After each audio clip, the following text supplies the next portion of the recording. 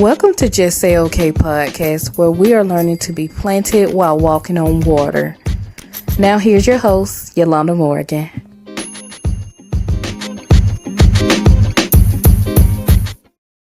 What's up, y'all? Welcome back to another exciting episode of Just Say Okay podcast, where we are learning to be planted while walking on water. I'm your host, Yolanda Morgan, and if this is your first time tuning in, go ahead on and hit that subscribe button. I promise you won't regret it. So, as you guys can see, today we have a wonderful, wonderful guest.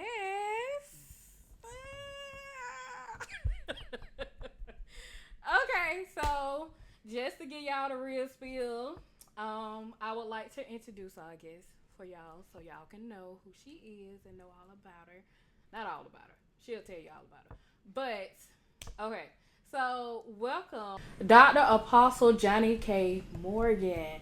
And if y'all heard the Morgan, then that might give you a clue to who she is. She my auntie. I'm auntie. And we just brought her on here because she is just such a wonderful person, and I love my auntie, and I think she has a mighty message for my listeners. And we just gonna go ahead on and get into it. So if you could tell us a little bit more about yourself. You know, I know all about you. You knew me before I knew me. But yeah, can you tell the people a little bit more about you? Like, what's your, well, I already said your name, but where you're from, and all of your... I am from Albany, Georgia. Woo woo, 229. Graduated from Doherty High, Woo! Trojans. Let's go, Trojans. Went to Tuskegee for a little while. Went to Everest University. Went to Albany Technical College. Earned some degrees. Have 4 kids plus 3 bonus kids. Yes, you're one. Have been through a lot in life, but God. Life is life, but God is still God. That's it. See, she already popping it off, y'all. She already get started. So y'all heard that out the gate. Like, life be lifing, but God. And that's all we need to know. So today we just brought you guys in to try to have some real open, honest conversation about something that I like to call, and that we like to call, and that people like to call, that you may or may not have experienced for yourself. It's called church hurt. Church hurt. Now, when you hear church hurt, what do you hear? What do you think of? First thing that comes to mind is when you say church hurt, technically the church can't hurt you because it's a building. It's the people inside the church. That's it. That do the hurting. It's the preachers, it's the pastor, it's the apostles, it's the prophets. It's the people sitting in the seats that do the hurting. The actual building don't hurt anyone, but it's the people. Okay. So. Okay. And I feel the same way, honestly. Like, for the most part, like, when it comes to, I don't know, I feel like when people think about, like, church and people of God and all of that, they typically, like, hold them to this kind of impossible standard. Right. And they don't realize the human aspect that's still at play. Yes. In all of this stuff. Right. And a lot of the times they take it, and they take the human experiences that they have from these different individuals, and they take it and be like, oh, well, God ain't good because look at these people over here. Right. And that's my issue. That's why I want to talk about it, because it's a bad, like, it's a poor misconception, I feel like. Well, with people, I think even from my own experiences, I mean, I've been to quite a few churches. I've joined quite a few churches, and we hold the leaders to such a standard, and we forget that they're still human. We forget, but at the same token, this is someone that has took an oath before God to be over your soul, to lead you in the right direction, to guide you down the right path. So That's why a lot of people hold leadership to such a standard, because you got souls at stake. Yeah. You got people lives in your hand. And with me, I know I'm a prophet, but I really don't like to prophesy, because when you tell someone something and you saying that God said this to me to give to you and it don't come to pass, then that makes it seem like, oh, she just prophesied to me. She was walking in her flesh. When, I mean, if anybody knows, even when you're dealing with that kind of situation, it's about past, present, and future. Yeah. I could have seen something in your past. I could have seen something that was happening now. Or God could have showed me something that's about to happen in your future. Yeah. But with us, and I can speak for myself, we get impatient. Yeah. Because whatever prophecy we receive right then, we want it to happen right then. I want it need to happen now. Like you tomorrow. Exactly. You just prophesied this to me. Oh, you gonna get such. I see such money coming in your bank account. Okay, you just prophesied that. Then boom, by in the morning, by 9 o'clock when the bank open, I expect for that money to be in my account. But it don't work like that. Prophecy comes with conditions. You got to do A, B, C, D. Sometimes E, F, G. Yeah. To get to what God is trying to give you. Yeah. And something that my spiritual dad told me the other week was... Shout to church. Shout out Majestic Kingdom Embassy. MKE. Dr. Apostle Pamela and Timothy Miller. Camilla, Georgia. Yes. The greatest spiritual parents you ever want to have. I love them. I love them. I love them. Love them to life.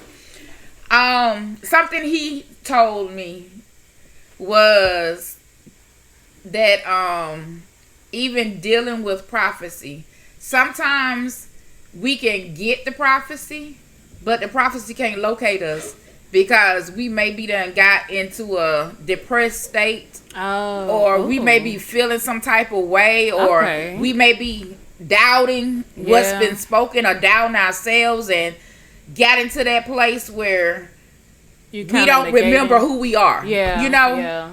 So how can the prophecy that was spoke to you locate you if it's not looking for that depressed person? Right. It's looking for the person that was believing and trusting and knowing that God was going to make a way out of no way, no matter what the situation was. It's not looking for the Johnny that's down in the pit. Yeah. It's looking for the Johnny that know that God can do all things. That's it. So you got to be in. That's when you got to be in position. With church hurt. Oh my God.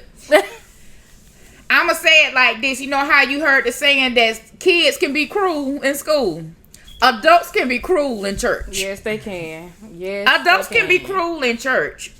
And my thing is, it's just like with the children of Israel. It was more of them than it was the people in Egypt. Y'all could have overthrew and overran and just took y'all lives back. Yeah. But you didn't, because why? You let them play it with your mind. Yeah. And in your mind, you believe that they were superior to you. And it's the same way in church today, because people say, oh, who she thinks she is? Or... why she looking like that? Oh, why she wearing that? What she got that on for? First of all, you didn't buy her clothes, so why you worried about what she wearing? Right. And if her husband or whoever let her out the house, guess what? That's on her. What you got to do with their business? Right.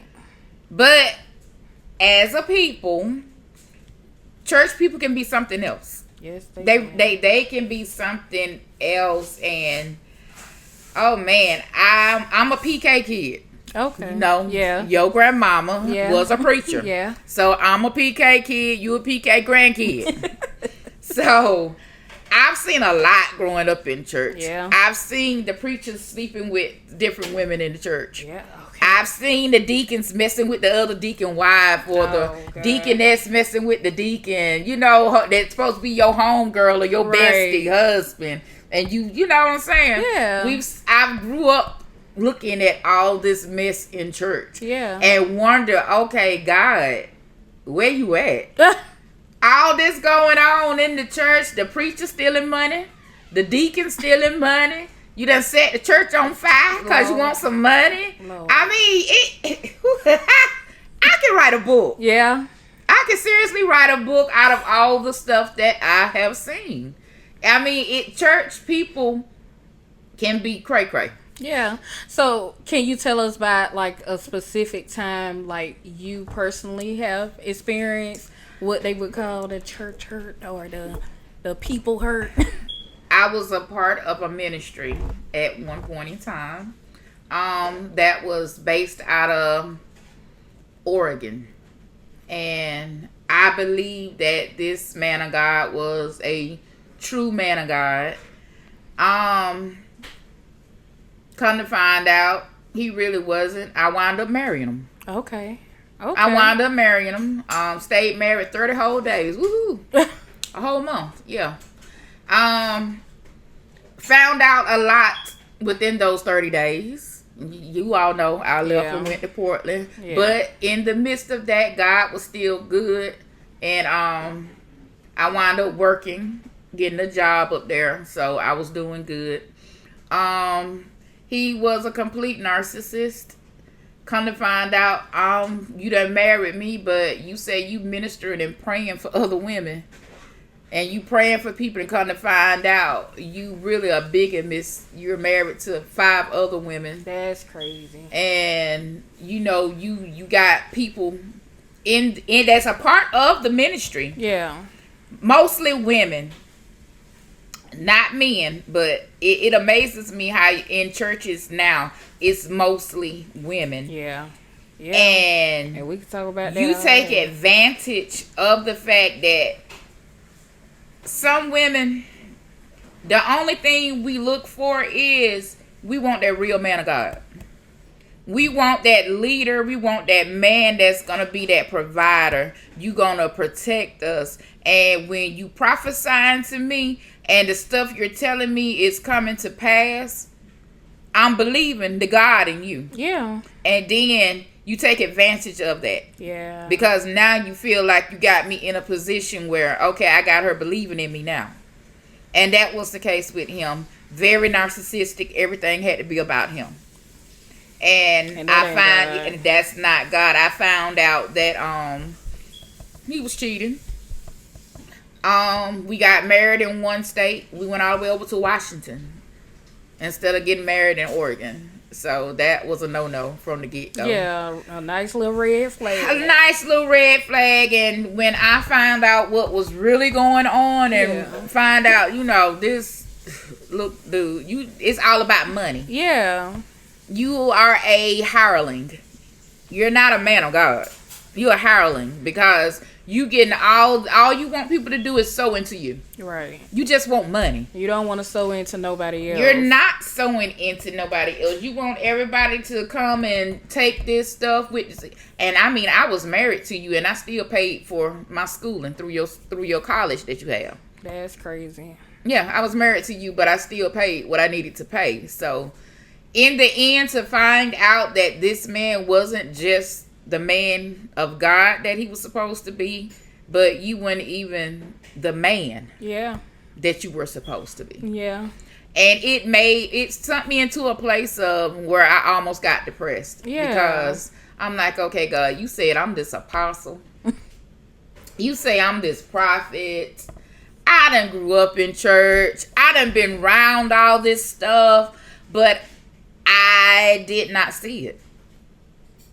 I didn't see it. What would you say was the reason that you didn't see it? Now looking back, can you see why you didn't see it, or is it? Now looking back, I think the problem is like with any woman or man, you just want to be loved. Okay. Yeah, I get and that. You want to be with that person that you connect with, you click with. Yeah. A person can portray to be anything. Yeah, they can now. They can betray. When I tell you, it's some good actors that need a Grammy, that need a girl. I done ran into a couple of them. Honey, yeah. There are some good actors out there, and he was one. He need a Grammy. He need an Oscar. Golden Globe. Golden Globe. The Emmy. Give it to him. Give him a BET award. Not a BET now. it to them. Okay. And I get that. Like, it's unfortunate, I feel like, because a lot of the times people see the people. Because if your relationship with God wasn't what it was, imagine, and you were just somebody new to the faith. Right. Imagine, like, what that would have done to you. Exactly. It would have been like, oh, God. This God? Okay. This the representation? Yeah. And that's why I be saying, y'all, and I said it on an earlier episode, I want to say the name. The name is Who You Repping, because at the end of the day, when I say the people of God are truly the representation of God on earth, and you are the representation to the different people. So what you do and how you conduct yourself, that reflects on, like, okay, you say God is this person, but why he ain't fixed your attitude? You say God is this person, but why you still lying like you lie? Like, Genesis is the beginning, and God said, let us create man in our image. That's it. So we are created in his image, but a lot of us had to get out of line because we don't have his attitude and we don't have his mannerism. No. I think some of us jumped out the line too quick. But in the creative process, we got off the belt. Yeah, we got off the conveyor belt. We got off the wheel. Yeah, he just say, "Oh, they done jumped out. Let me take my hands back." Lord. Yeah, because I mean, church hurt is when it's real. Yeah, and it's real. I know with me, I had my own personal experience with church hurt when I actually moved away to Tallahassee for the first time. Okay. And, I had a relationship with God. But obviously it always can be better. Yeah. And I was trying to grow and, like, really take it serious out there on my own for the first time. That was my first time really moving away from home and stuff. Right. Since I got out of college. So, and I'm like, I'm searching for a church home. And then one of my coworkers actually introduced me to their church, and it's like one of those things where it was great starting out, but it was one of it quickly turned into a thing where you can't fully see what's going on until you become a member. And when I became a member, it's like everybody did a 180 and started like going. It's like one of them, we're going to condemn you into being with Jesus. And, that's not how Jesus that's old or God. School. Yeah. That's old school way. And the more I learn about God and the more I focus on it, and it's like, old school way condemns you. Yeah, God don't operate like that. No, though. He don't. He does not operate like that. No. He wants you to come to him freely, yes, willingly, with an open heart. Yes. He don't want you to be compelled to do nothing. Right. So when you are like kind of like bullying people into like, oh well, you need to do this and you need to do that. Right. And then, that's not good. No, it's not at all. It's flesh, and one thing I will say, I feel like that situation helped me to see God for who he is even more, because he didn't allow me to stay in the situation. He spoke to me quickly and was like, no, this not. And in a way, to be honest, that's how it was kind of growing up with grandmama. Really? Yeah, it was like, it was like bully. Oh, it was bully. Not you done got beat over the head with the Bible now. Don't get me wrong, I love my mama. Yeah. But when I tell you she was old school, her and your granddad is straight up old school. I mean, no dating till you get out my house. No, can't no boys come out here. I barely could talk on the phone. I didn't go to football games or none of that stuff. I was a PK kid for real. Yeah. It was holiness of hell. Okay. It was holiness. It was Jesus or die. Jesus or hell. So I mean now I can look back on it and I can laugh about it because she only They could only teach us what they were taught. Yeah. And So I can't really be mad about it. I used to, because I used to rebel a lot. But, you know, I've always been that outspoken one and wanted to speak my piece. Yeah. And you gonna listen to what I got to say if you want me to listen to you. Exactly. So, yeah. But, old school church hurt is something else, because rather than loving us through what we were going through and being that understanding parent or that understanding leader or church family, they convicted you. Yeah. And they convicted you so bad till you self-condemned yourself. Yeah. Because you felt so bad after they got through saying what they saying. Yeah. That, oh God, can't be pleased with you. You know what I'm saying? Yeah. They put that in us. And, oh Lord. I don't know. A lot of people grew up with that. Yeah. And my thing is, everybody got a life. Whether it's good, whether it's bad. Yes, you're going to always reap what you sow, whether it's good or bad. But if a person is going through something, my thing is, don't beat them up. Get with them, pray for them. See what you can do to help bring them out of what they're in. Sometimes just talking to a person will help them change their mind. That's right. That's right. Now, grandmama method was, if I did something, child, I got preached to.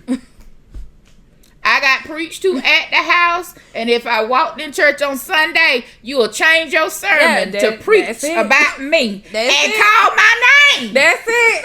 Yeah, my daughter, Johnnie K. Morgan. Man, let me tell y'all what she did.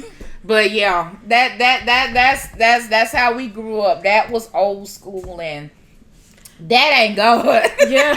No. That's not God. It's God, not. He said, with love and kindness have I drawn thee. Yeah. Okay. And I mean, that's not love. Can't nobody tell me the stuff I done did wrong better than me. Yeah. I can tell what I did.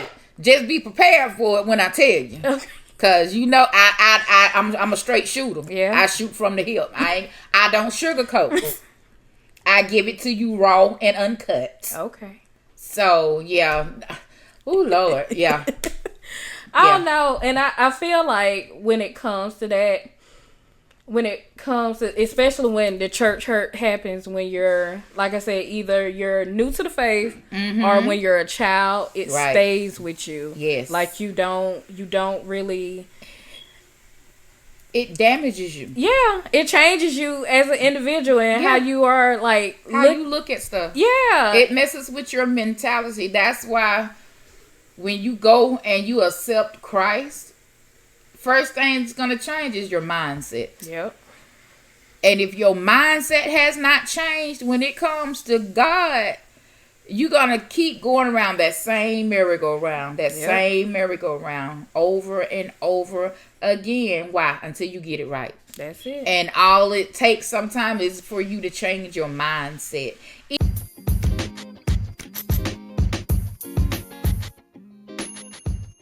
Well, look at you staying the whole time. Thank you for tuning in to Just Say Okay podcast. If you would like to reach me, you can follow me on Instagram at justsayokpod_, or you can email me at okgodpod@gmail.com. And as I said before, ain't nothing to it but to do it. Just say okay, y'all. Have a good one.